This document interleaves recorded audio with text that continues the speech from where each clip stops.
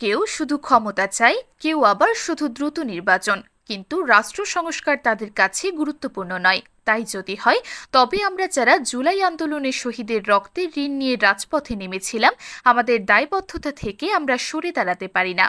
জাতীয় নাগরিক party NCP এর আহ্বায়ক নাহিদ ইসলাম রবিবার 13 জুলাই দুপুর 12:30টায় পিরোজপুর শহরের কৃষ্ণচূড়া মোড় শহীদ মিনার প্রাঙ্গণে এক পথসভায় এসব কথা বলেন।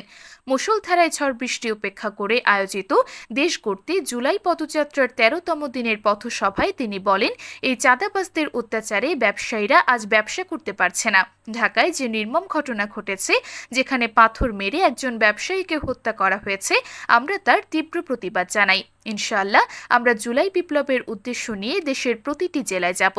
তিনি আরও বলেন, জুলাই গণ অভ্যুত্থানের মাধ্যমে শেখ হাসিনার ফ্যাসিস্ট সরকারের পতন ঘটেছিল। দীর্ঘ 16 বছর ধরে রাষ্ট্রীয় বাহিনীর জুলুম নির্যাতন, গুম খুন, দুর্নীতি ও ভোটাধিকার হরণে জনগণ অতিষ্ঠ হয়ে রাজপথে নেমে এসেছিল।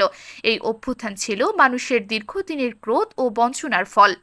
অনুষ্ঠানে উপস্থিত ছিলেন জাতীয় নাগরিক পার্টির সদস্য সচিব আক্তার হোসেন, সিনিয়র যুগ্ম সদস্য সচিব ডাক্তার তাসনিম জারা, উত্তরাঞ্চলের মুখ্য সংগঠক সার্জিস আলম এবং দক্ষিণাঞ্চলের যুগ্ম মুখ্য সংগঠক মেজবা কামাল।